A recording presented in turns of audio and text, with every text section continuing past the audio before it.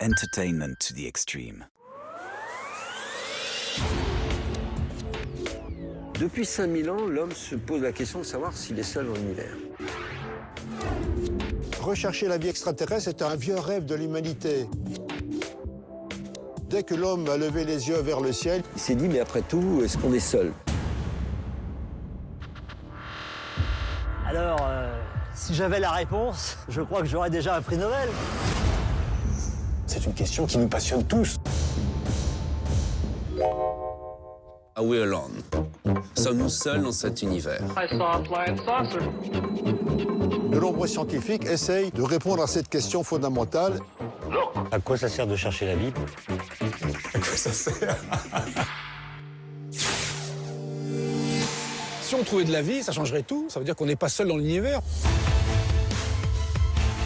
Si la vie existe ailleurs dans notre galaxie, on va pouvoir apprendre énormément en étudiant cette vie.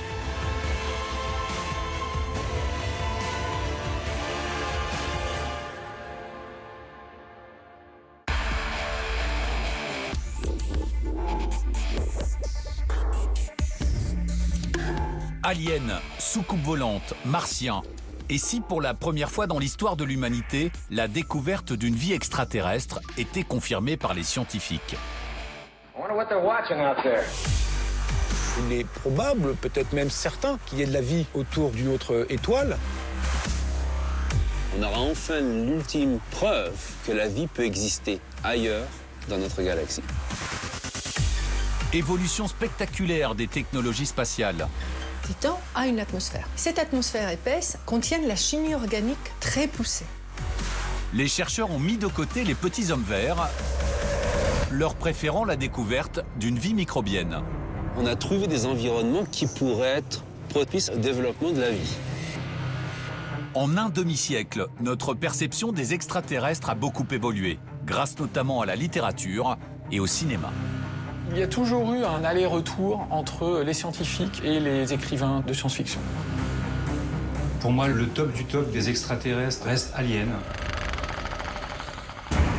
Une possible vie extraterrestre n'a jamais autant fasciné. C'est un nouveau chapitre de l'astronomie, un chapitre absolument enthousiasmant. Découvrir de la vie en dehors de la Terre, ça serait une découverte absolument incroyable. Et les budgets consacrés à l'exploration spatiale grandissent. La solution, c'est de trouver un autre mode de propulsion. Alors l'homme continue à chercher à l'autre bout de l'univers. Et c'est ça qui nous permettra peut-être un jour de rencontrer des civilisations extraterrestres. Mais aussi sur Terre. Il y a bien des extraterrestres et en plus, le gouvernement nous le cache. C'est une question vieille comme le monde, mais la réponse n'a sans doute jamais été aussi proche. Sommes-nous vraiment seuls dans l'univers ?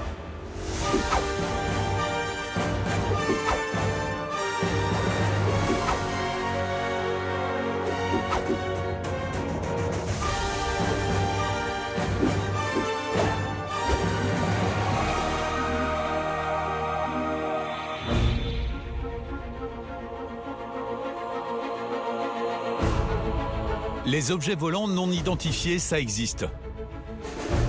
Novembre 2014, un hélicoptère de l'armée chilienne capture ces images. Au centre, un ovni qui, par définition, ne ressemble à rien de connu.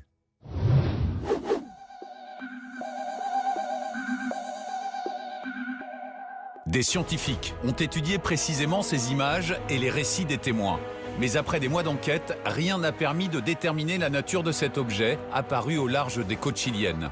Cet épisode reste l'un des cas les plus extraordinaires de l'histoire de l'ufologie, la science des ovnis.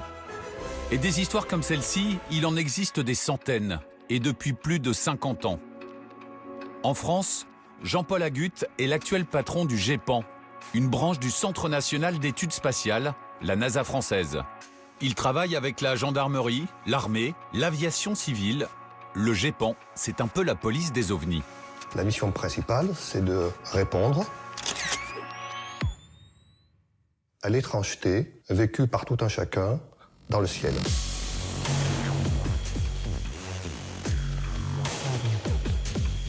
Une étrangeté dans le ciel, c'est quelque chose qui est vu et qui n'est pas compris. Et quelque chose qui, pour un témoin, paraît à ce moment-là extraordinaire. Chaque année, près de 500 témoignages sont envoyés et traités par la petite équipe d'enquêteurs affectée officiellement en France à la surveillance des soucoupes volantes. Ce qui est récurrent dans les témoignages, en premier lieu, c'est l'émotion, le sentiment de l'extraordinaire. Il y a des gens tout à fait sérieux, par ailleurs. Des gens dont on n'a pas de raison, en tout cas, de douter de leur bonne foi, qui vont faire les témoignages les plus abracadabrants, complètement extraordinaires. La majeure partie du temps, il s'est bien passé quelque chose dans le ciel. Une chose que les témoins ne comprennent pas. Une météorite, c'est surprenant quand on l'a pas vue. Mais même un objet comme une lanterne thaïlandaise, quand vous l'avez pas vue, ça peut être surprenant. Le travail du GEPAN est assez complexe. Son job, recouper les témoignages avec des cartes météo, les trajectoires des avions de ligne et la topographie du terrain. Un cas concret, ça pourrait être le témoignage de 4 personnes, 3 dans un véhicule et un 4e qui n'a rien à voir avec les 3 premiers. Les premiers sont dans un véhicule en mouvement et ils déclarent à la gendarmerie avoir vu comme une forme de soucoupe volante un soir stationnaire. Et la 4e personne est effrayée également parce qu'elle a vu un énorme triangle qui se déplaçait très lentement. J'ai pu assez vite faire une idée sur l'origine de l'étrangeté. Il y avait un énorme avion, C-130, qui est passé sur le secteur. J'avais la trace de l'avion par la Défense nationale. Et là, la géométrie relative entre déplacement des témoins et déplacement de l'avion pouvait laisser apparaître l'avion comme étant immobile. Un cas cette fois-ci résolu. Mais le GEPAN avoue volontiers ne pas trouver d'explication à tous les témoignages. En chiffre absolu, nous avons sur 200 cas par an, 3 ou 4 cas inexpliqués chaque année. Quelques cas inexpliqués pourraient-ils donc suffire à prouver que nous ne sommes pas seuls dans l'univers? Il n'y a rien qui s'approche d'une quelconque preuve d'extraterrestre. Pourtant, cette vision d'un monde où des soucoupes volantes viendraient nous envahir ou simplement explorer notre planète a commencé précisément en 1947, à cause d'un gros malentendu. L'origine du mot soucoupe volante est assez amusant. Il s'agit d'un pilote privé qui va voir un certain nombre d'objets volants non identifiés, qui va en faire le témoignage. Il explique à la presse que ça se propageait en rebondissant. Comme des soucoupes qui auraient rebondi sur une surface d'eau. À travers cela, il traduisait la trajectoire. Le journaliste qui a le souci de la simplicité, de la concision, dit on va appeler ça des soucoupes volantes, ce sera plus simple et plus vendeur. Il avait bien raison, c'était beaucoup plus vendeur et ça a fait vendre pas mal de papier depuis.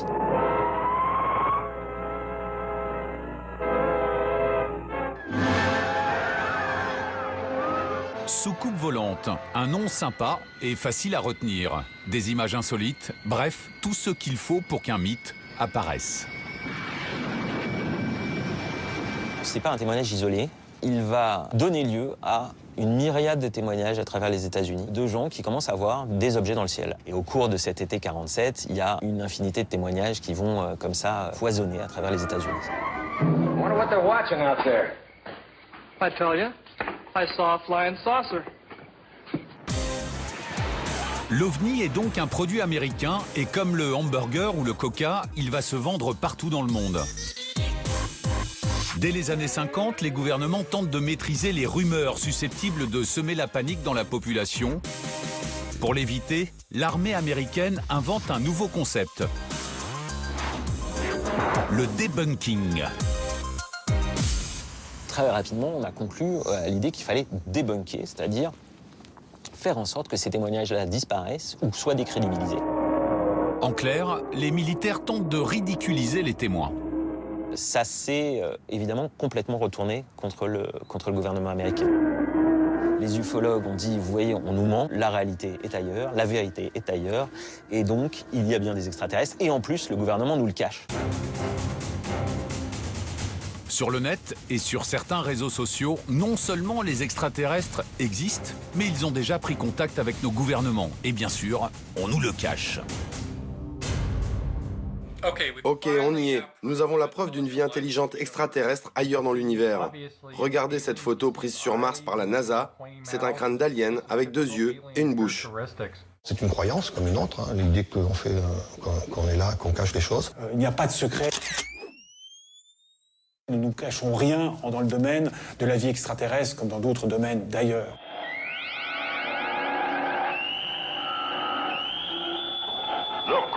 Le phénomène OVNI, au départ, commence comme finalement une question assez rationnelle, assez simple. Il y a des lumières dans le ciel.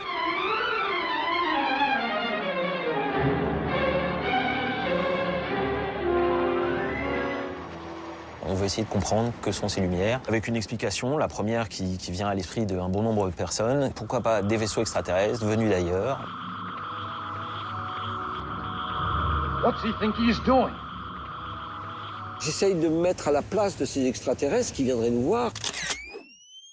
C'est quand même une entreprise phénoménale. Traverser l'espace interstellaire. Et alors, ils vont faire tout ce travail pour, finalement, rester cachés derrière le buisson. Ne pas envoyer d'ambassadeurs, ne pas envoyer de touristes.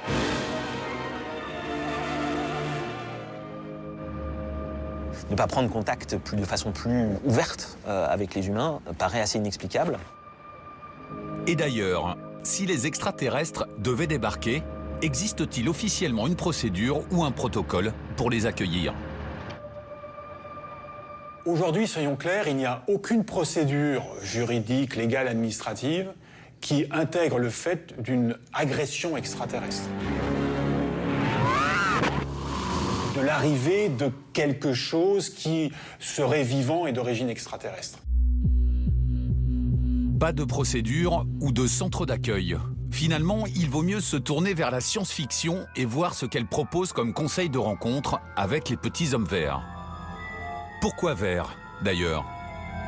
On pourrait avancer que le petit homme vert, finalement, c'est une des incarnations du lutin. Du troll, de toutes ces petites créatures vertes, ces léprechauns qu'on voyait dans les contes anciens. Aujourd'hui, en matière d'aliens, la mode est plutôt au petit gris. Non, pas cela. Cela. Alors les petits hommes verts et les petits hommes gris, ils ont cohabité pendant quelques années, dans les années 70. Et après, les petits hommes gris se sont imposés, probablement grâce au film Rencontre du troisième type de Steven Spielberg, qui lui a donné ses lettres de noblesse dans le grand cinéma. À l'image du génial Steven Spielberg, seul le cinéma de science-fiction a su inventer et imaginer des extraterrestres. Souvent d'ailleurs, à l'image des humains. Mais comment sont-ils apparus? Sous quelle forme? Et surtout, avec quelles intentions?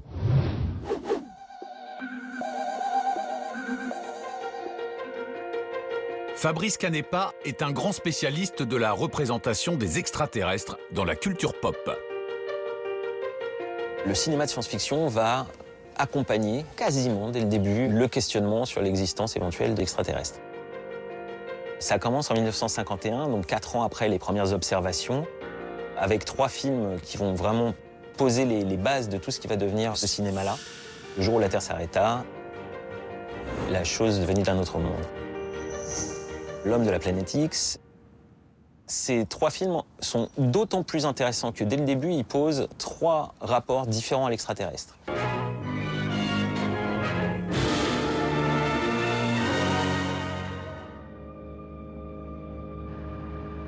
Le jour où la Terre s'arrêta, on a affaire à ce qu'on appelle un Space Brother, un frère de l'espace venu nous tendre la main.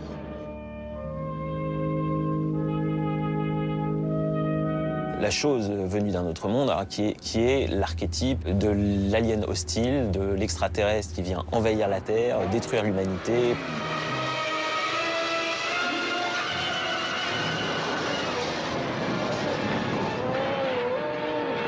Et puis, il y a l'intéressant 3e film qui apparaît, L'homme de la planète X, qui, lui, est beaucoup plus ambigu, qui nous présente un extraterrestre qui est plutôt sympathique, mais qui, du fait de sa confrontation avec les humains, va finalement se retourner contre eux. Un peu plus tard, dans la décennie suivante, l'extraterrestre n'est pas un type sympa. I will destroy your Earth in my own way. Why destroy there? Why not conquer it? Why not Dans le cinéma de science-fiction, l'extraterrestre est souvent l'incarnation des grandes peurs collectives. En général, ça correspond aux périodes de guerre. On va trouver l'extraterrestre juste après la Première Guerre mondiale, juste après la Deuxième Guerre mondiale. Là, on va avoir des figures de l'extraterrestre belliqueux ou qui veut infiltrer la Terre. Dans les années 50, majoritairement, les films d'extraterrestres vont être des films de série B, voire Z. Et puis, il y a Plan 9, signé Ed Wood, qui a la fâcheuse réputation d'être le plus mauvais réalisateur du monde. Si bien que son film est devenu le maître étalon du nanar de science-fiction, jugez par vous-même.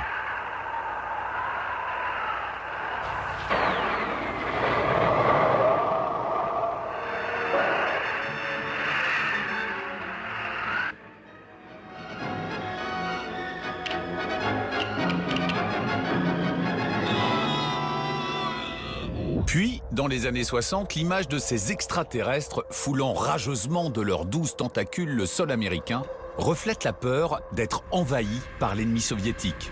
En pleine guerre froide, l'extraterrestre devient le méchant russe. Les films d'extraterrestres vont utiliser encore et encore et encore le même principe d'extraterrestre, alors souvent ramené à sa dimension de menace, parce que ça se prête bien avec la paranoïa des temps sans doute. On pain of total war. Les Américains le nomment l'alien, l'étranger. L'extraterrestre devient la métaphore de l'autre, celui qu'on ne connaît pas et qui représente le danger, qu'il ait 12 tentacules ou 2 jambes. Who are you? Just to call me the alien. Donc à chaque fois, en fait, l'extraterrestre ne cesse de nous parler de nous et de nos angoisses, de nos espoirs, de nos attentes.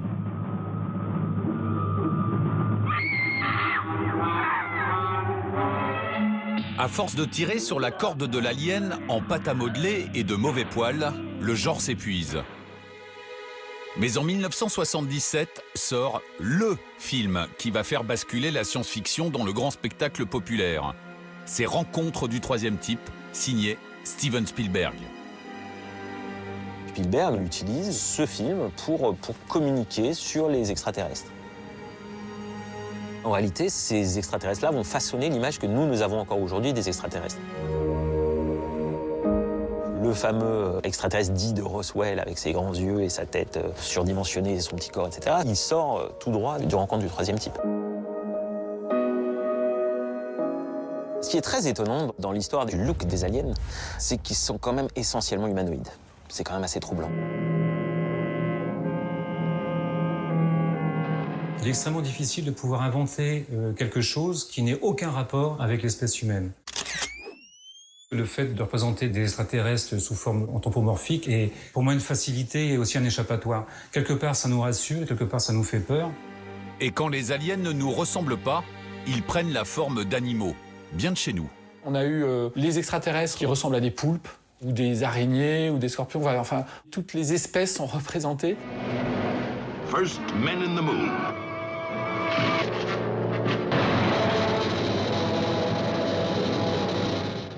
Les extraterrestres les plus dangereux vont avoir les formes les plus dangereuses.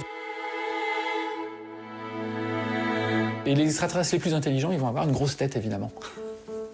Mais certains auteurs de science-fiction profitent de la liberté offerte par le genre pour tester des créatures totalement improbables. On a, dans l'histoire de la science-fiction, des extraterrestres qui ne sont pas forcément organiques. Fred Hoyle imagine, dans Le Nuage Noir, un extraterrestre qui est une nuée interstellaire. Et il le fait de façon très réaliste. La science-fiction, c'est la littérature d'hypothèses par excellence. Et donc, plus les hypothèses sont exotiques, plus il va falloir les justifier de façon plausible. Et là, le jeu devient intéressant. La vraie difficulté pour les créateurs, c'est d'imaginer des extraterrestres crédibles. Il y a certaines choses qui fonctionnent et d'autres qui ne fonctionnent pas.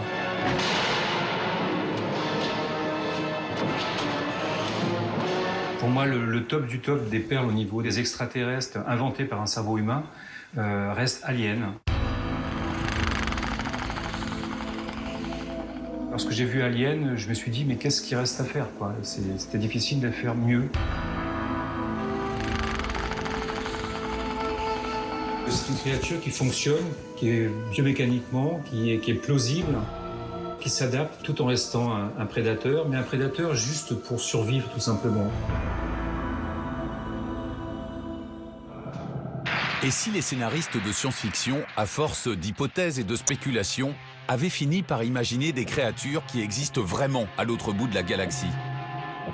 Il y a toujours eu un aller-retour entre les scientifiques et les écrivains de science-fiction. Il y a toujours eu un dialogue en réalité. L'extraterrestre est devenu réaliste en science-fiction grâce à l'exobiologie. Mais alors, à quoi pourraient vraiment ressembler des extraterrestres? C'est le job des exobiologistes. Un biologiste, ça s'intéresse à la vie sur Terre. Un exobiologiste, lui, essaye justement d'imaginer la vie ailleurs. Si on pense que l'on peut un jour trouver une forme de vie ailleurs que sur Terre, je crois qu'il faut toujours se préparer à être extrêmement surpris des formes que l'on pourra éventuellement observer et deuxièmement, de la chimie qui pourra être derrière ces formes. Ce sera forcément différent de ce que l'on connaît sur Terre et de ce que l'on est capable d'imaginer aujourd'hui avec toute la capacité d'imagination que l'être humain a pu mettre justement dans toutes les hypothèses sur ces vies extraterrestres. Donc nous risquons d'être surpris. Tant mieux. Mais concrètement, ça veut dire quoi? La physique même de l'extraterrestre peut être différente. L'extraterrestre peut avoir une constitution différente à la nôtre parce que cette civilisation vit sur une planète extrêmement dense, peut-être une planète d'une gravité très faible. Comme nous, simples mortels, les aliens doivent donc être adaptés aux conditions qui règnent dans leur environnement. Mais il y a sans doute des règles communes dans l'univers, liées aux lois de la physique. Pensez par exemple à l'œil. Un système comme l'œil qui forme une image, de la lumière pénètre dans un système et forme une image sur la rétine. Et on peut imaginer, comme il n'y a pas 50 façons en physique de faire des images, un œil extraterrestre sera peu ou prou ressemblant à ces façons que nous constatons sur Terre.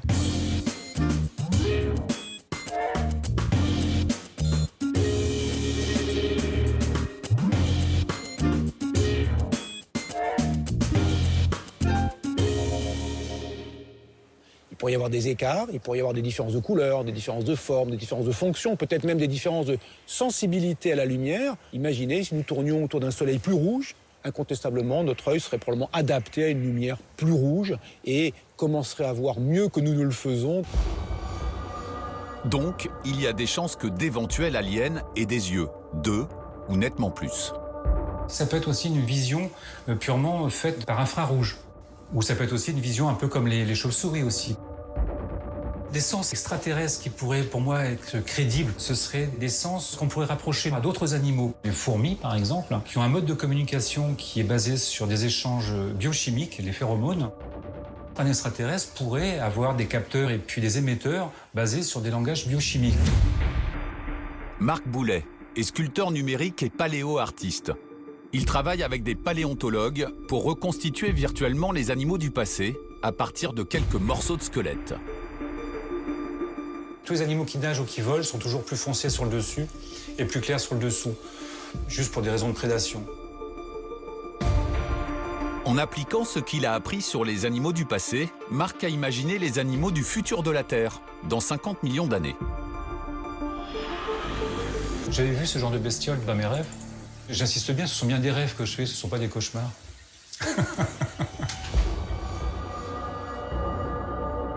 Ces animaux sont pour le moment imaginaires, mais pour les créer, Marc s'appuie sur la théorie de l'évolution et sur les lois de la biologie. Je me fie un peu sur ce que disait Darwin, c'est que soit tu t'adaptes, soit tu péris. Après avoir exploré le passé et le futur de la Terre, il ne restait plus à Marc Boulet que l'univers comme terrain de jeu. Alors la xénobiologie spéculative ou l'exobiologie spéculative, c'est une science qui permet de pouvoir imaginer ce qui pourrait y avoir de vivant sur d'autres planètes que la Terre. Aujourd'hui, son job, imaginer à quoi pourrait ressembler une vie extraterrestre.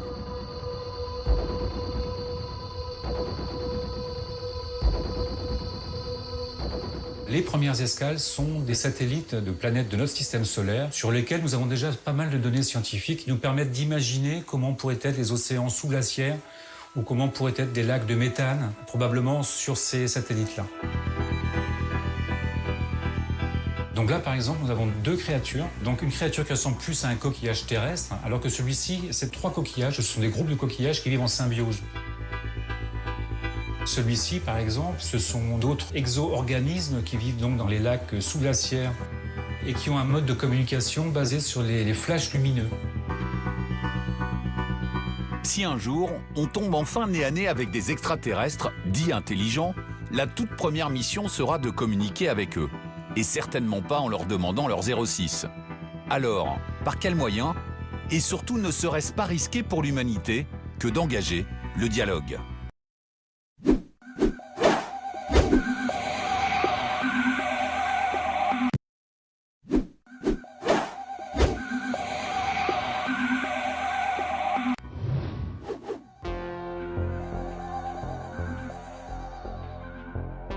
Si nous voulons engager la conversation avec des aliens, Alain Musset a une petite idée. Ce géographe de formation se passionne pour les villes et les langages inventés par George Lucas dans la saga Star Wars. Qu'est-ce que ça veut dire l'intelligence? Ça veut dire la capacité à communiquer. Communiquer comment? Par le langage. Notre réflexion, c'est le langage articulé. Donc quelqu'un ou quelque chose qui a un langage articulé, on va se dire, tiens, il est intelligent. C'est Chewbacca, le Wookiee le plus connu, c'est l'ami de Han Solo. On dit c'est une sorte de gros gorille qui pousse des cris. En réalité, c'est un langage articulé, le Shiri-Wook, et à partir de là, on peut considérer que ce sont des êtres intelligents. La science-fiction suggère de nombreux moyens pour communiquer avec les aliens.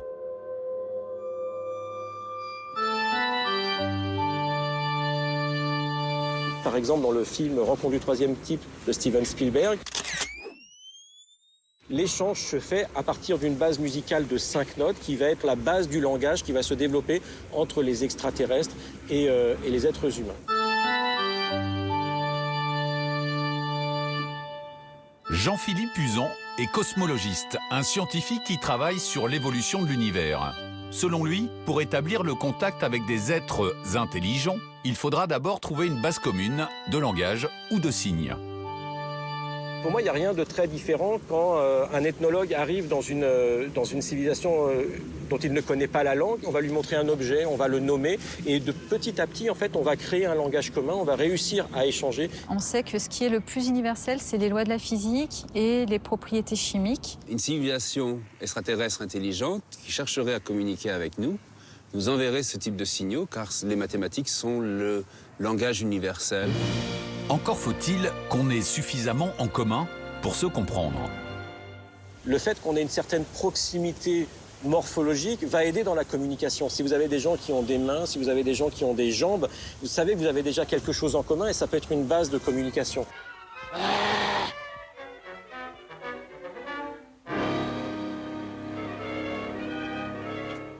Je me rappelle d'une discussion avec le paléontologue Guillaume Lecointe. Il avait pris une salade, il m'a dit « Mais imagine que cette salade est un extraterrestre. Où est-ce que tu commences à lui parler? Comment est-ce que tu commences à avoir un échange? Vous ne savez même pas où se trouve la bouche, où se trouve le nez, où se trouvent les oreilles, par exemple. Et ça va créer une difficulté supplémentaire.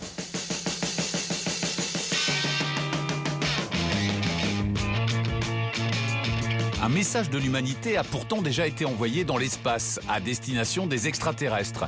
C'était au début des années 70 avec les sondes spatiales Pioneer. Chacune des 2 sondes transporte une plaque en or qui décrit notre planète et notre civilisation. Il y a des positions de 15 étoiles qui pulsent autour de notre Soleil pour essayer de retrouver le système solaire. Et les planètes avec l'ordre des planètes et un dessin qui montre de quelle planète est partie la sonde. Et il y a un homme et une femme qui sont gravés sur cette plaque. Depuis, l'image des 2 êtres censés représenter toute l'humanité a été très critiquée, trop occidentale. C'est un exercice extraordinaire, parce que ça nous renvoie d'abord à nous-mêmes. Qui sommes-nous? Comment voulons-nous nous présenter? Bonjour tout le monde. Konnichiwa. O genki desu ka? Hello from the children of planet Earth.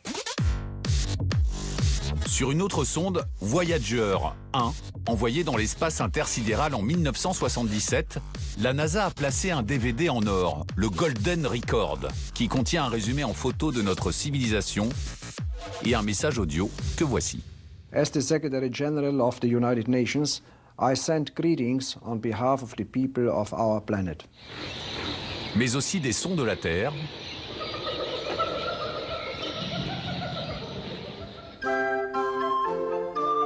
et plein de bonus, de quoi occuper les aliens pendant leur voyage vers la Terre.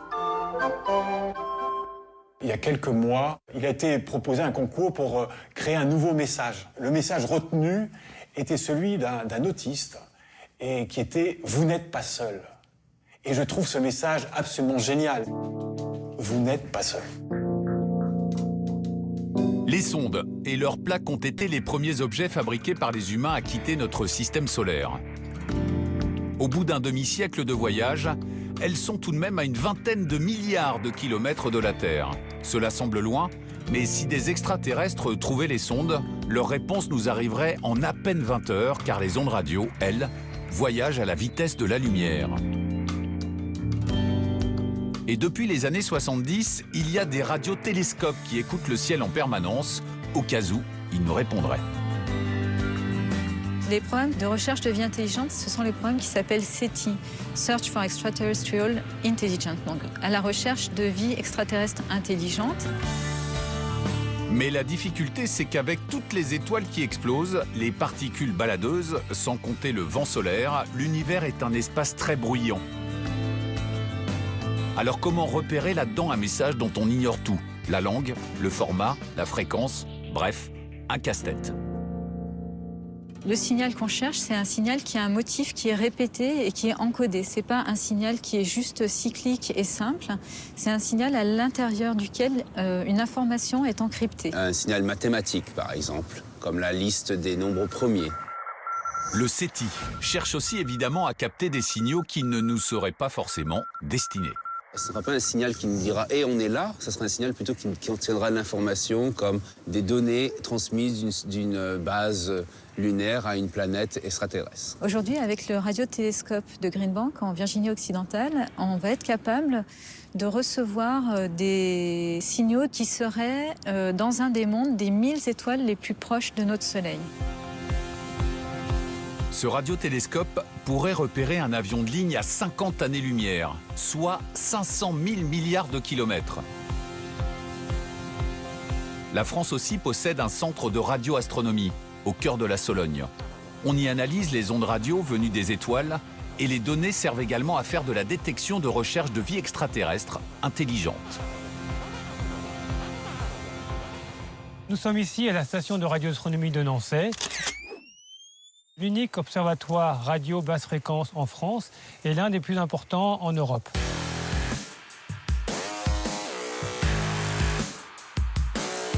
Ici, on se trouve au niveau du réseau de télescopes Nénuphar. Comme on peut le voir, c'est un ensemble d'antennes. La particularité, c'est que non seulement nous avons des observations astrophysiques, mais en plus, en même temps, on va pouvoir dupliquer les données et les faire analyser pour la recherche de signaux de type SETI.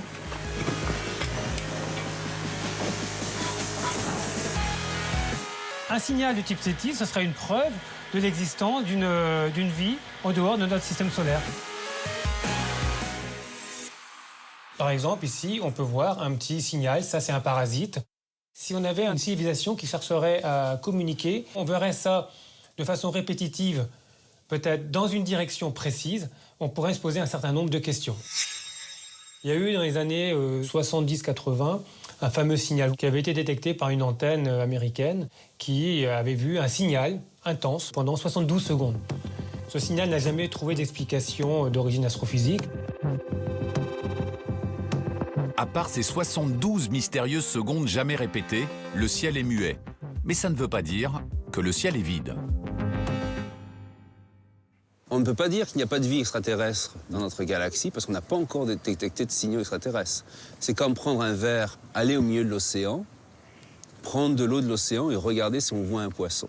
Et comme on ne voit pas de poisson, dire il n'y a pas de poisson dans l'océan. En 50 ans d'études spatiales, les programmes de recherche de vie intelligente n'ont réussi à écouter qu'une très petite portion du ciel. Pour donner un ordre d'idée, on a seulement écouté 0,1% de notre galaxie actuellement. Il faut se rendre compte que l'univers est vaste et que deux civilisations extraterrestres avancées peuvent être très loin de l'une de l'autre. Et comme l'onde radio, quand elle se propage, elle perd en intensité, il faut construire des antennes de très grande taille pour pouvoir la capter. Depuis peu, la Chine a construit le télescope FAST, qui est un télescope de 500 mètres de diamètre, qui va pouvoir écouter le cosmos pour détecter des civilisations extraterrestres. Le radiotélescope FAST fonctionnera à plein régime à la fin de l'année 2018.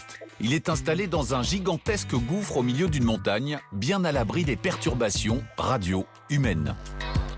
Cette piste de recherche a aussi ses limites, car elle est basée sur l'idée que cet être, ou cette chose que l'on cherche, soit capable d'émettre des ondes radio, donc devenir d'une civilisation technologiquement avancée. On va identifier une civilisation à sa capacité à construire, à bâtir, à créer un espace matériel.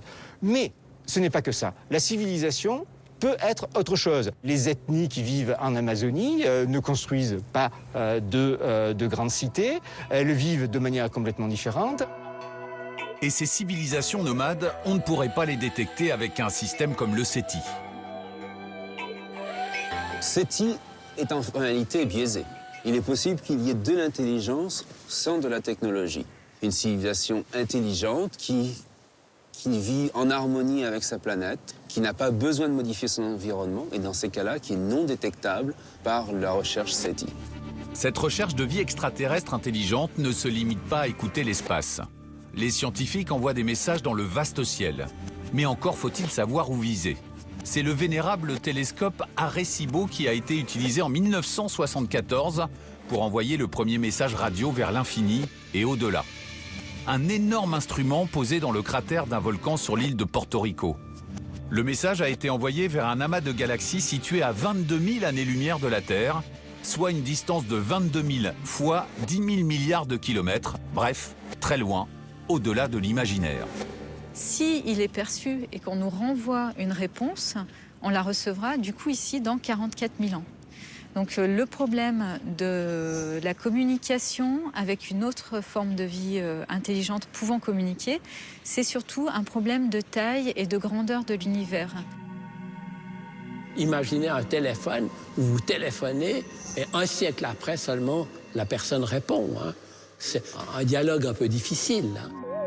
Dans la vraie vie, ça ne marche décidément pas comme dans les films de science-fiction où l'on passe un coup de fil à l'autre bout de l'univers en 5 minutes. En bonus, il peut être risqué d'attirer l'attention d'extraterrestres potentiellement belliqueux.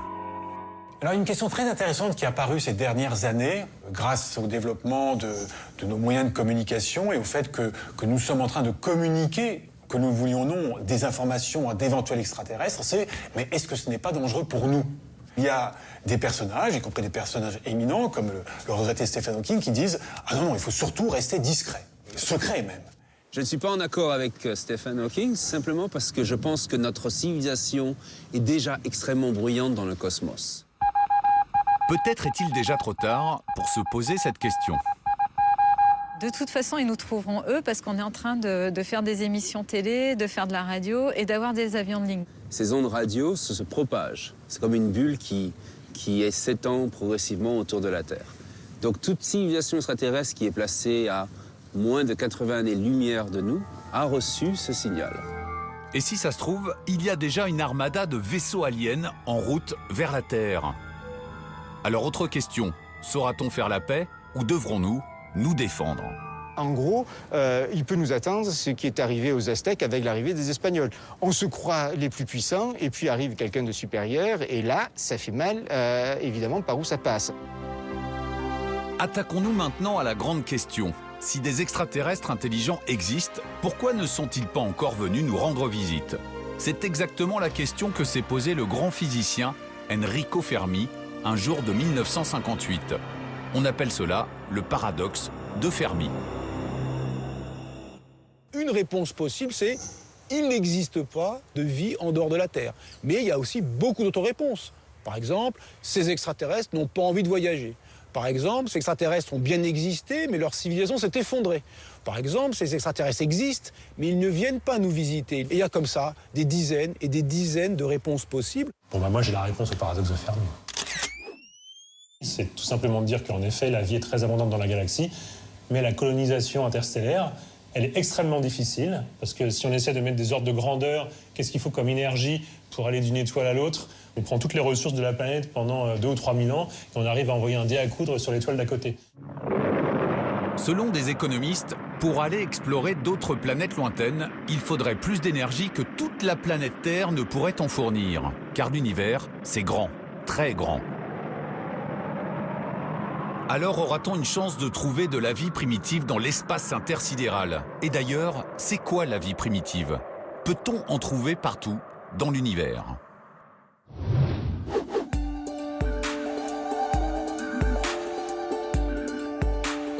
Un constat, pour commencer. Nos instruments d'observation sont encore limités, ce qui nous rend un peu myopes. Mais notre univers, proche, pas encore totalement exploré, pourrait aussi receler des formes de vie. Gamins, nous avons tous essayé de compter les étoiles dans le ciel. Mais aujourd'hui, grâce aux scientifiques, nous savons vraiment combien d'étoiles il y a. Et bien sûr, le chiffre comprend beaucoup de zéros. Dans une galaxie comme la nôtre, il y a 200 milliards d'étoiles, 200 milliards de mondes. Et dans l'univers observable, il y a environ 200 milliards de galaxies comme la nôtre. Donc le nombre de mondes potentiels, c'est 200 milliards d'étoiles multipliées par 200 milliards de galaxies. Donc ça fait à peu près 10 puissance 22, c'est-à-dire un 1 suivi de 22 zéros. Et dans toute cette immensité, où sommes-nous exactement ? Le Soleil est une étoile très quelconque parmi les à peu près 200 milliards d'étoiles de notre galaxie. C'est une étoile tout à fait banale. Notre galaxie, la Voie lactée, est une des 100 milliards, estime-t-on, de galaxies de l'univers observable. Donc elle est quelque part dans l'univers, au centre de rien. Elle n'est pas au centre du système solaire, comme on l'a cru. Le système solaire n'est pas au centre de notre galaxie. Et notre galaxie n'est pas au centre de l'univers. Il faut quand même préciser qu'au centre de notre Voie lactée, il y a un énorme trou noir nommé Sagittarius A, qui a une fâcheuse tendance à attirer et manger tout ce qui passe à sa portée. Donc finalement, soyons contents de ne pas être au centre du monde, mais plutôt à sa périphérie. On pourrait se dire, il y a tellement de planètes, tellement d'étoiles dans notre galaxie, tellement de planètes autour de chaque étoile qu'il est probable, peut-être même certain, qu'il y ait de la vie autour d'une autre étoile. Dans cette immensité, pour tenter d'estimer la possibilité d'une vie ailleurs, un célèbre astrophysicien, Frank Drake, a eu la bonne idée de formuler le problème sous la forme d'une équation. L'équation cherche à estimer le nombre de civilisations capables de communiquer dans notre galaxie, la Voie lactée. Cette formule, finalement, dit que ce nombre de civilisations va dépendre, bien sûr, du nombre d'étoiles dans notre galaxie, mais aussi de la fraction de ces étoiles qui ont des planètes, et puis du nombre de planètes par étoile, et puis de ces planètes, de la fraction de ces planètes qui pourraient héberger la vie. Bref, l'équation, la formule de Drake, essaie de faire la liste des ingrédients qui permettraient d'estimer le nombre de civilisations capables de communiquer dans notre galaxie. Un Britannique, Duncan Foreman, lui, a passé l'équation à la moulinette de l'intelligence artificielle et il est arrivé à des chiffres colossaux. Il y aurait plus de 3000 autres civilisations rien que dans notre galaxie. Roland Lehoucq est astrophysicien et pour lui, ce chiffre serait nettement plus faible. Une seule certitude. On sait que c'est au moins un. Il y a au moins nous, les humains, à la surface de la Terre.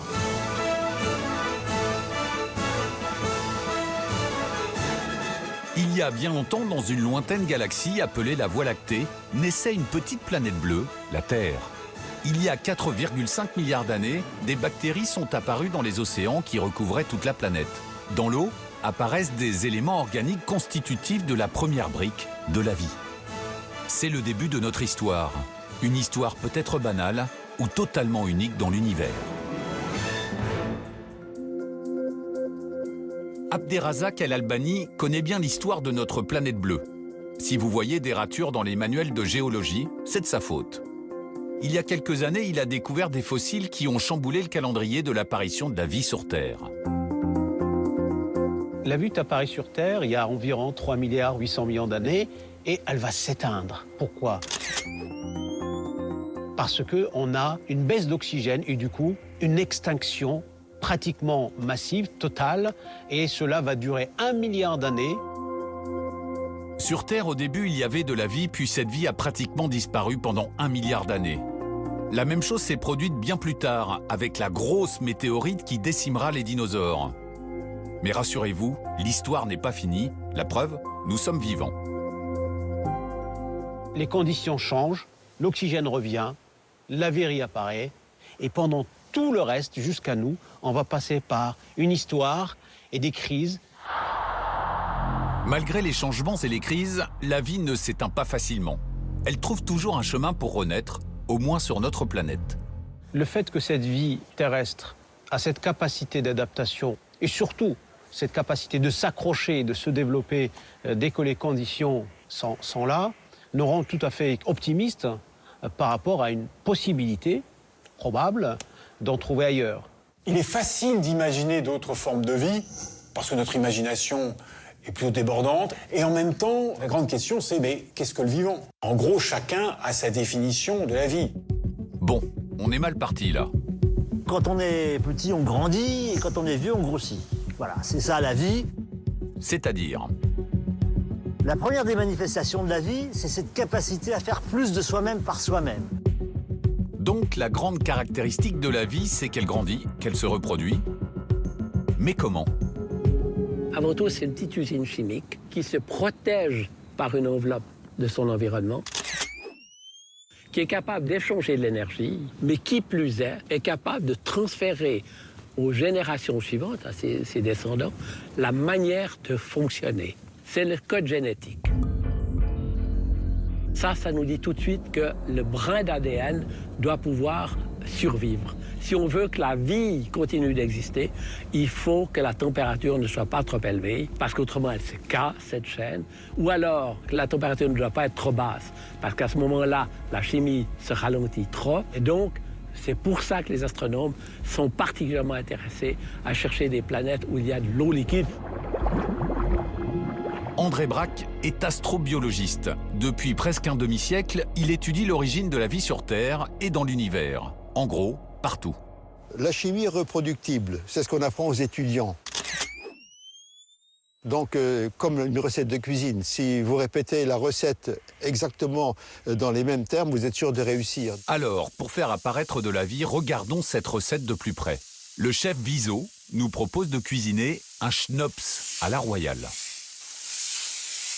Le schnops, c'est pas un nom comme ça bizarre, c'est le carbone, l'hydrogène, l'azote, l'oxygène, le phosphore, le soufre et toute une ribambelle d'autres éléments de la chimie de base. Voici les 6 éléments de base pour cuisiner de la vie. Le carbone, ce n'est pas très appétissant, mais c'est vraiment indispensable car il est capable de s'accrocher facilement à de nombreux autres éléments.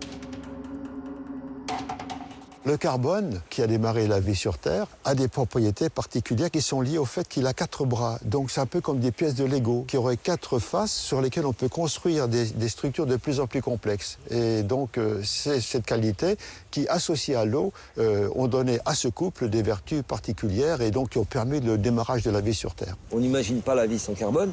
Et ce qu'on appelle la chimie prébiotique, c'est toute la chimie complexe du carbone qui consiste à fabriquer des molécules de plus en plus grosses dont on sait qu'elles vont se retrouver dans le vivant. Vous l'avez compris, grâce au carbone, les ingrédients de base forment des molécules complexes comme l'ADN. Et là, on n'est pas loin d'avoir de la vie, dans toute sa splendeur. Si on a les mêmes réactions chimiques de partout dans l'univers, si on a les mêmes lois de la physique de partout dans l'univers et les mêmes blocs élémentaires, les mêmes atomes, cela devrait conduire au même processus biologique derrière. Et donc, à l'apparition, partout, de la vie primitive. Et à quoi ça ressemble, la vie primitive? Eh bien à ça. C'est pas super sexy, mais on a la recette. Là où ça coince encore, c'est qu'on ne sait pas très bien comment on passe du schnops et ses molécules complexes à quelque chose de vivant et de plutôt mignon. On n'a absolument aucune indication de la façon dont ça a pu à un moment donné se mettre à fonctionner. Pour que la vie émerge, il faut cet ensemble de circonstances, ce qui fait que chacun a des probabilités relativement faibles. Et quand on multiplie des probabilités faibles, eh bien malheureusement on a des probabilités encore plus faibles, ce qui pose la question, est-ce que nous sommes vraiment uniques ? Pour répondre à cette question, les astronomes ont regardé loin dans l'univers, par exemple avec ALMA, le radiotélescope européen perché sur les hauts plateaux chiliens. Ils n'ont pas trouvé de vie, mais ils ont trouvé du schnops, éparpillé façon puzzle, partout dans l'espace. On s'est aperçu que ces briques élémentaires de la vie, on les trouvait dans l'espace, on les voyait par radioastronomie, dans les galaxies, des nuages énormes, avec des composés organiques, c'est-à-dire produits avec du carbone, de l'hydrogène, de l'oxygène, de l'azote. Il y en a partout. Dans l'espace, il y a donc du schnops, partout. Mais alors, il y a de la vie partout? On va chercher des endroits où il y a de l'eau et la chimie du carbone. Il faut à la fois chercher du schnops pour faire la chimie du carbone et de l'eau liquide. Mais est-ce que ça va suffire pour trouver de la vie ailleurs? L'optimisme des astronomes de ma génération, c'est de dire que la vie est apparue sur Terre tellement rapidement qu'il est possible qu'il y ait de la vie partout dans notre galaxie. Donc il est possible que notre galaxie soit pleine de planètes qui contiennent en réalité de la vie biologique, simple, primitive. On a vu sur Terre des êtres vivants dans des conditions où il y a 10, 20, 30, 50 ans, on n'imaginait pas que la vie est possible. C'est aussi le cas des bactéries qu'on appelle extrémophiles, capables de vivre dans des milieux très chauds, jusqu'à 100, 120 degrés, très froids, moins 20 degrés, moins 10 degrés, très salés ou pauvres en eau, très acides, etc. Les nuages de la planète Vénus sont constitués d'acide et moins 20 degrés, c'est la température sur Mars en été. La vie pourrait donc se développer dans de nombreux endroits a priori pas très accueillants. Mais alors, où commencer les recherches? Les astronomes du monde entier vont être les jurés d'un casting interplanétaire, la Planète Academy. Candidat numéro 1, Mars. Mars se situe à 76 millions de kilomètres de la Terre. Il faudrait environ 6 mois à l'homme pour l'atteindre. Mars, c'est la planète la plus visible dans le ciel. Donc c'est la planète la plus étudiée. C'est vraiment la seule planète où on a pu voir ses premiers reliefs il y a déjà longtemps. On l'a d'autant plus étudié que pendant longtemps, on a cru qu'il y avait de l'eau liquide sur Mars. Cette histoire a commencé avec Schiaparelli, un astronome italien du 19e siècle qui croit voir des canaux sur Mars. Mais il se trompe. En fait, c'est une illusion d'optique due au défaut des lentilles de l'époque. Pour les décrire, il utilise le mot italien « canale », désignant des canaux naturels, mais que les astronomes anglais traduisent par « canals », un mot qui, lui, indique forcément des structures artificielles. Les scientifiques vont extrapoler quasiment comme des auteurs de science-fiction. Ils vont imaginer une civilisation très ancienne qui était en but avec la raréfaction de ses ressources. Et ce mythe a perduré avec l'arrivée de l'ère spatiale, puisque dans les années 70, avec Mariner 9, puis Viking, on a vu des fleuves asséchés, des vallées de débâcle, donc des traces d'érosion liées à l'eau liquide. On n'avait pas tout à fait tort. Pas de canaux et pas de rivières sur Mars. Pourtant, il y a bien eu de l'eau sur cette planète. Les scientifiques du 19e siècle se sont juste trompés de quelques milliards d'années. Des océans, des fleuves ont bien existé sur la planète rouge. Effectivement, la planète rouge a clairement connu de l'eau liquide en abondance dans son passé lointain, mais justement à une époque même où la vie était en train d'apparaître sur Terre, c'est-à-dire il y a environ 3,5 milliards d'années. C'est le grand mystère de Mars. Alors pourquoi tous ces océans et rivières ont-ils disparu? Quelle catastrophe s'est déroulée ici? Le problème, c'est qu'elle n'a pas d'atmosphère. Il aura fallu attendre le début du XXe siècle pour se rendre compte qu'il y avait une atmosphère de 1% seulement de la pression terrestre. Mais en tout cas, longtemps, on a pensé qu'elle était habitable et habitée. Et ensuite, on est tombé sur un désert glacé. Et c'est la réalité de ce qu'on voit aujourd'hui. Mars est aujourd'hui une planète rocheuse, glaciale, et sans aucune structure artificielle extraterrestre. Par contre, il y a bien quelques robots qui explorent les collines martiennes, des robots bien de chez nous.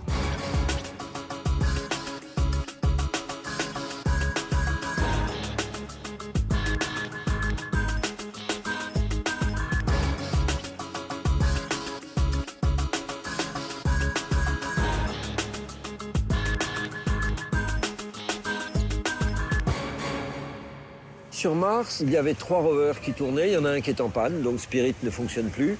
Curiosity est équipé pour détecter des molécules organiques. On est dans une démarche de la recherche d'une vie ancienne. Ancienne, c'est-à-dire il y a 4 milliards d'années. Il y a donc certainement eu de la vie sur Mars, il y a 4 milliards d'années. La preuve, la NASA a récemment annoncé avoir détecté des échantillons de matière organique à 5 cm de profondeur. Mais aujourd'hui, la pression atmosphérique et les températures sont trop basses pour que de l'eau liquide existe à la surface. Et sans eau liquide, pas de vie.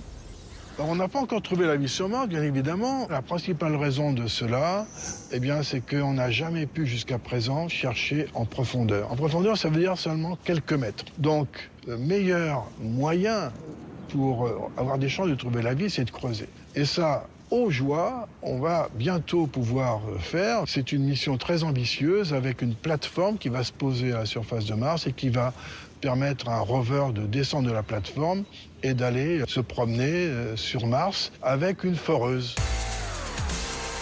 Le rover de la mission européenne Mars 2020 sera équipé d'un labo pour analyser la composition du sol martien et y chercher des traces de vie. Il faut dire que les espoirs de trouver un bout de vie sur Mars ont été ravivés il y a peu, avec la détection d'un gaz souvent rejeté par des êtres vivants, le méthane. Sur Mars, le méthane, du fait qu'il n'y a pas de couche d'ozone, il est détruit en permanence. Or, déjà des observations ont affirmé qu'on avait trouvé un peu de méthane sur Mars. Qui est le coupable? Qui rejette du méthane dans l'atmosphère de Mars? Il y a plusieurs hypothèses. L'une, c'est que le méthane provient de bactéries méthanogènes, les mêmes qui sont dans l'œsophage des vaches. Les vaches sont des grosses productrices de méthane sur Terre. Attention, on ne cherche pas des vaches sur Mars, mais plutôt des bactéries, sans la vache autour.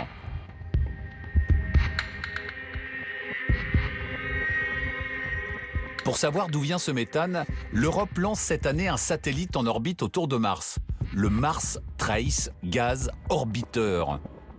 On en saura plus fin 2018, mais on n'est sûrement pas prêt de serrer la main à un martien. Pas d'eau liquide à la surface, une atmosphère ténue, Mars est éliminé. Alors, candidat numéro 2, les lunes glacées de notre système solaire. De nos jours, on cherche des conditions habitables dans le système solaire, pas seulement auprès des planètes qu'on appelle terrestres, c'est-à-dire Mars ou Vénus, mais on va beaucoup plus loin. On va aux confins du système solaire, vers le système solaire externe, pour regarder en fait les satellites des planètes géantes. C'est les 4 éléments qu'on cherche dans le système solaire. L'eau liquide, les nutriments, des sources d'énergie et un environnement stable pour dire qu'un objet peut être habitable ou pas. Et il se trouve que autour des planètes géantes, Jupiter et Saturne notamment, on trouve pas mal de ces conditions-là.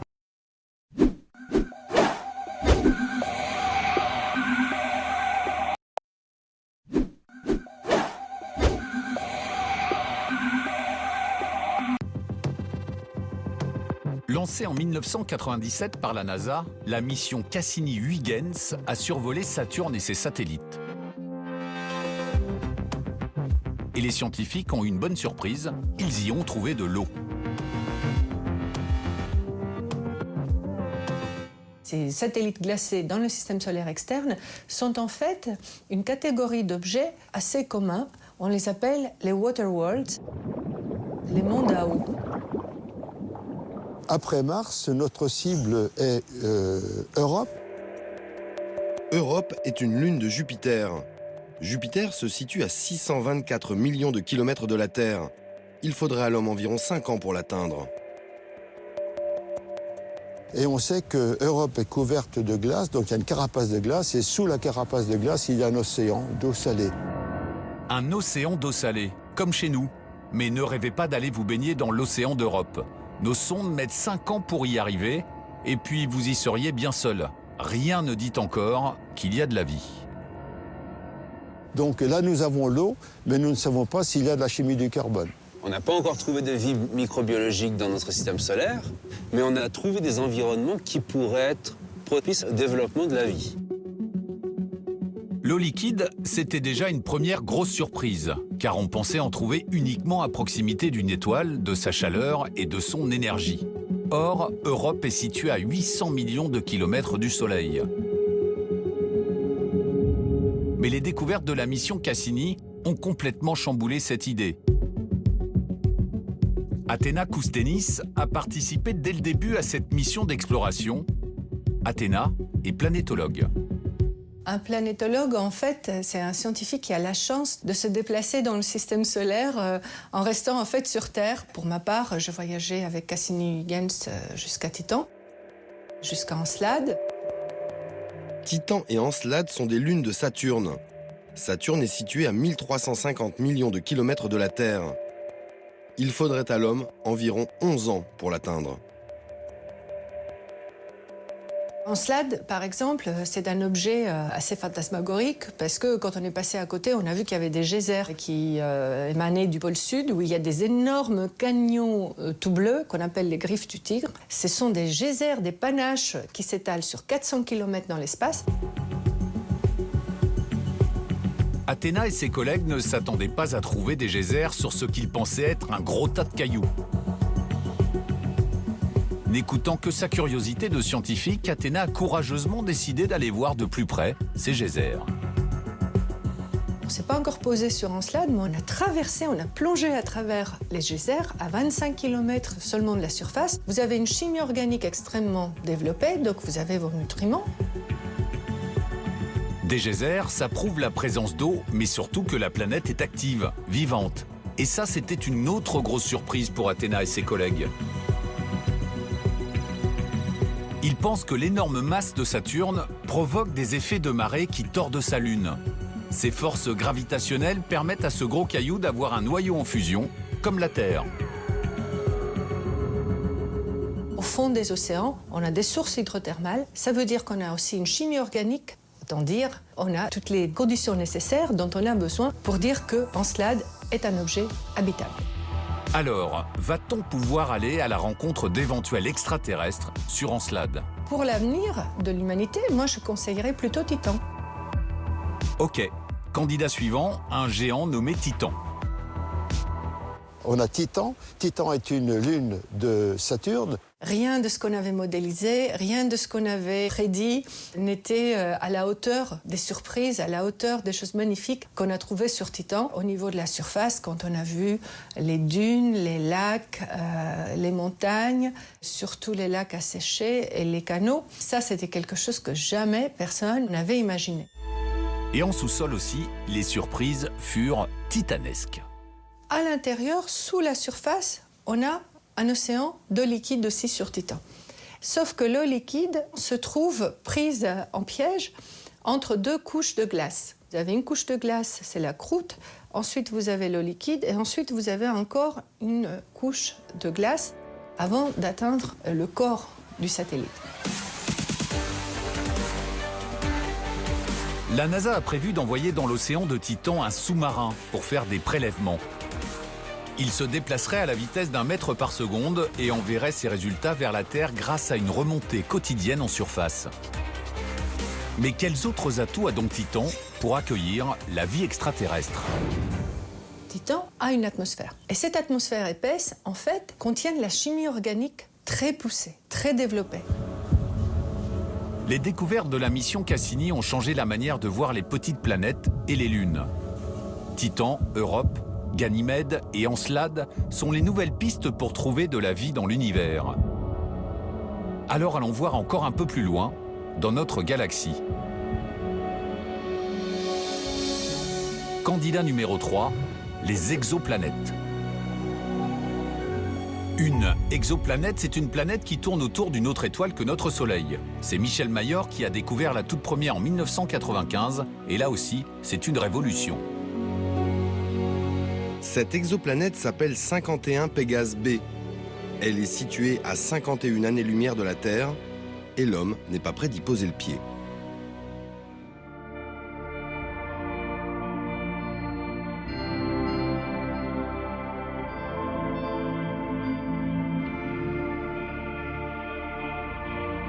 Pour trouver cette première exoplanète, Michel Mayor a utilisé un instrument d'observation totalement unique. Cet instrument, il est là derrière. Ce que vous voyez ici, c'est le télescope. Un vieux télescope de 60 ans. C'est sous ce vénérable télescope que Michel a branché sa boîte magique, un détecteur d'exoplanètes. C'est ce tout petit instrument ici qui a permis de découvrir la première exoplanète. Je trouve étonnant qu'un instrument, somme toute, relativement simple, ait pu créer un grand nouveau chapitre de l'astrophysique. Pour trouver les exoplanètes, le petit instrument en question mesure de minuscules changements dans la rotation des étoiles. On ne voit pas la planète, vous avez l'étoile, la planète tourne autour et l'étoile va être animée d'un tout petit mouvement autour du centre de gravité. Exactement comme un athlète qui est déséquilibré par le poids du marteau en rotation. En tournant sur elles-mêmes, les étoiles se dandinent très légèrement autour de leur axe à cause des planètes qui orbitent autour. On peut détecter les planètes par ce moyen-là. La difficulté pour les exoplanètes, c'est que les changements sont extraordinairement petits. Juste pour situer la difficulté de cette technique, eh bien, il faut voir que la Terre fait bouger le Soleil que de 8 cm par seconde. Cela paraît complètement fou, mais cette méthode fonctionne et donne même de très bons résultats. Depuis la découverte de 51 Pégase, la chasse aux exoplanètes est ouverte. 51 Pégase, 1995, une première planète. L'année d'après, une poignée qui arrive encore. Et depuis lors, sans arrêt, le nombre a augmenté. À l'heure où nous écrivons ce film, le compteur est à 3767 exoplanètes découvertes. Mais en moyenne, on découvre une exoplanète tous les 3 jours. C'est un domaine de recherche en plein boom. Et dans cette quête de l'inconnu, l'Observatoire de Haute-Provence est très actif. Surtout la nuit, évidemment. Chaque soir, après le coucher du soleil, les coupoles tournent sous la Lune et les télescopes pilotés par les astronomes scrutent le ciel à la recherche de nouveaux mondes. On va observer une vingtaine d'étoiles cette nuit, donc avec le télescope qui est juste au-dessus de notre tête. Et puis après, on va analyser les données, le spectre, l'observation de cette étoile-là qui sera obtenu. Il apparaîtra ici, on aura déjà des premières informations. Donc quand cette observation sera finie, d'ici une dizaine de minutes. Guillaume Hébrard est exoplanétologiste, un spécialiste des exoplanètes. Il va observer le ciel pendant 6 nuits d'affilée pour mieux comprendre l'étonnante diversité de ces planètes lointaines. Beaucoup de surprises, des planètes qu'on a détectées qui n'existent pas dans le système solaire, par exemple les Jupiter chauds, des planètes grosses comme Jupiter, mais qui tournent en quelques jours autour de leur étoile. Ou alors des super-Terres ou des mini-Neptunes, des planètes qui ont une taille, une masse intermédiaire entre celle de la Terre et celle de Uranus et Neptune. Si on devait résumer la découverte de ces 4000 systèmes, eh bien, ils sont tous très différents de notre propre système solaire. En fait, la nature est beaucoup plus compliquée qu'on le croit. C'est un nouveau chapitre de l'astronomie et un chapitre absolument enthousiasmant. Enthousiasmant, c'est le moins que l'on puisse dire, car la découverte des exoplanètes a complètement changé la manière dont nous regardons le ciel. Si vous prenez une de ces belles photos d'astronomie, vous voyez cette myriade d'étoiles. Combien y a-t-il de planètes qui tournent autour de ces étoiles? On sait qu'il existe 2 planètes en moyenne par étoile dans notre galaxie. Donc en réalité, tous les points lumineux qu'on voit dans le ciel ne sont pas seulement des étoiles. Les points lumineux que vous voyez dans le ciel sont des étoiles et 2 planètes en moyenne. Ce qui laisse entrevoir des milliards et des milliards de planètes dans notre galaxie, mais aussi dans les autres galaxies. Sur les 4000 exoplanètes découvertes, 194 ont une masse proche de celle de la Terre. Pourrait-elle alors abriter de la vie, voire même une civilisation comme la nôtre? Certaines de ces planètes, entre 20 et 30% d'entre elles, sont dans la zone habitable. Les astrophysiciens ont un bon truc pour trouver des planètes habitables comme la Terre. Il y a une catégorie d'étoiles qui est la plus fréquente dans la galaxie, qui représente les 3/4 des étoiles de la galaxie, qui sont des étoiles naines, qu'on appelle des naines rouges de type M. Pratiquement toutes ces étoiles sont entourées de planètes, petites comme la Terre, et elles ont quasiment toutes des petites planètes dans leur zone habitable. Ça fait des dizaines de milliards de planètes comme la Terre. Alors, on a trouvé 4000 exoplanètes, c'est bien. Mais maintenant, comment peut-on passer à la vitesse supérieure? Comment peut-on savoir ce qui se passe là-bas? Ce qui nous attend, ça va être de caractériser ces planètes. Ça veut dire d'analyser la lumière qui nous vient de ces planètes. Et pour cause, l'analyse de la lumière réfléchie par les planètes pourrait peut-être nous permettre d'y détecter de la vie. Si demain, on analyse une petite planète qui ressemble à la Terre autour d'un soleil, et que dans l'atmosphère, on détecte de la vapeur d'eau, de l'oxygène, un peu de gaz carbonique, ce mélange gazeux pourrait être un signe très encourageant pour la présence de vie. Est-on vraiment capable de détecter la vie sur une planète lointaine par l'analyse de son atmosphère? Les scientifiques ont testé les technologies existantes en tentant de répondre à cette épineuse question. Quel résultat obtiendrait un extraterrestre en analysant, lui, la lumière venue de notre planète? Pour avoir une information sur la lumière terrestre, ce qu'on a fait, c'est qu'on a regardé la lumière de la Terre qui va se réfléchir sur la Lune.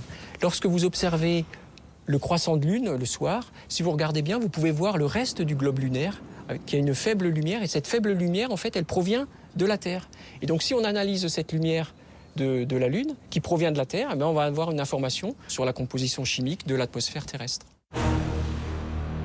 C'est ce qu'on appelle la Lune cendrée. Les Anglais, plus pragmatiques, appellent ce phénomène Earthshine, la lueur de la Terre. En analysant cette lumière réfléchie, on peut savoir que sur Terre, eh bien, il y a des nuages, il y a de la vapeur d'eau dans l'atmosphère, il y a de l'oxygène, il y a de l'ozone. Dit comme ça a l'air inutile, mais en fait, la technique est très efficace. Grâce à elle, nous savons détecter à distance de la vie ailleurs, dans notre galaxie. Ce que je pense, c'est que de mon vivant, on trouvera des exoplanètes, donc des planètes qui tournent autour d'autres étoiles que le Soleil, dont les conditions semblent propices à la vie de surface. Autrement dit, une deuxième Terre, entre guillemets. C'est vrai que les progrès sont rapides, mais nous ne sommes pas encore capables de faire des vraies images des exoplanètes. Depuis peu, on arrive tout juste à les repérer sous la forme d'un point brillant. Tiens, justement, voilà. Cadeau, ça c'est une exoplanète. Et puis une autre, et encore une autre. Faire l'image d'une planète autour de son étoile, l'image d'une exoplanète, ben ça reviendrait à vouloir observer un phare avec un goéland qui lui tourne autour, sachant qu'on serait à quelques centaines de kilomètres de ce phare. Donc c'est vraiment un défi très grand. Nous n'en sommes pas encore à faire des posters d'exoplanètes. Mais Franck Marchi, justement, a décidé de relever ce défi. Il veut être le premier à photographier une exoplanète. Ce qui me motive en tant que chercheur astronome à l'Institut SETI, c'est de photographier une planète habitable. De pouvoir un jour montrer l'existence d'une planète de type Terre, avec un océan, avec de la vie, en utilisant un télescope au sol ou un télescope spatial. Pour Franck, faire cette photo ne serait pas seulement un acte artistique, ce serait surtout une grande avancée scientifique.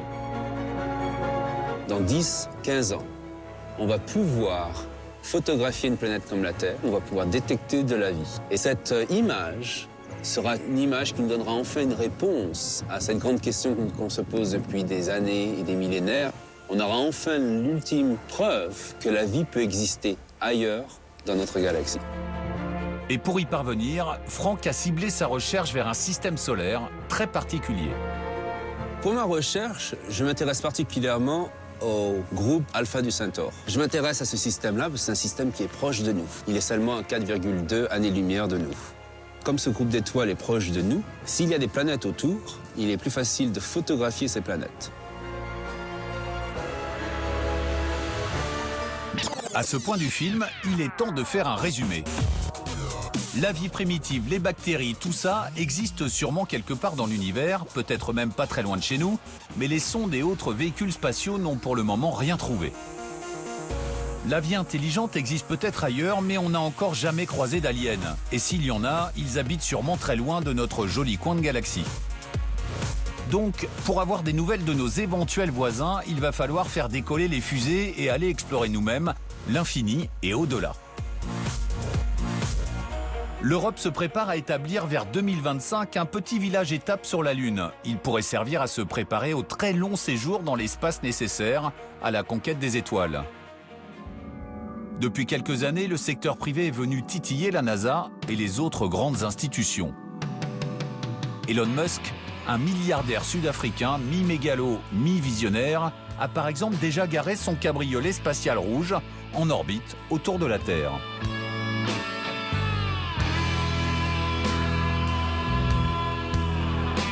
L'étape suivante du plan d'Elon Musk pour conquérir l'univers, c'est de bâtir une ville sur Mars, rien que ça. Les 4 fusées avec les premiers colons sont prévues pour décoller en 2024. L'aventure ne fait probablement que commencer.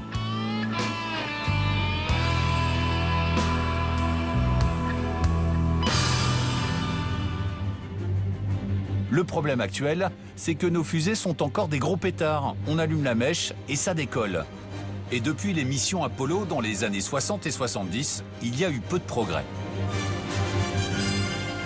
La lumière met 1 seconde pour aller à la Lune. L'homme a mis 3 jours. Les planètes qui seraient les plus potentiellement habitables sont à quelques dizaines d'années-lumière. C'est 1 milliard de fois plus loin que la Lune. La science-fiction tente de contourner le problème et suggère que des raccourcis dans l'espace pourraient exister. Les fameux trous de verre. La question est de savoir est-ce qu'il existe dans notre voisinage un trou de verre qui pourrait, pour nous, permettre cette opération. Si on voulait les utiliser, il faudrait se dire, est-ce que l'on est capable de matérialiser un tel trou noir dans notre voisinage? À notre connaissance, il n'y a pas de trou de verre dans le voisinage. Donc cette solution qui est théoriquement possible ne semble pas accessible dans la pratique. Donc on voit que ce n'est pas impossible, mais pour l'instant, on ne peut pas dire que c'est possible. Une vraie réponse de Normand, mais existe-t-il une vraie solution? La solution, c'est de trouver un autre mode de propulsion. Et là, je crois qu'on peut travailler, on peut rêver sur ces modes de propulsion, et c'est ça qui nous permettra peut-être un jour de rencontrer des civilisations extraterrestres. Les idées à tester ne manquent pas. L'imagination des scientifiques est fertile. Il faut juste avoir quelques milliards de dollars à investir dans le secteur spatial. Alors aujourd'hui, il existe au moins un projet d'exploration de l'exoplanète la plus proche qui est à 4 années-lumière de distance. Ce projet consiste en fait à envoyer donc des nanosondes à 10% seulement de la vitesse de la lumière, ce qui est déjà un record pour nous. 10%, ça veut dire que dans plusieurs décennies, ces éventuelles nanosondes atteindront en fait la surface de l'exoplanète en question.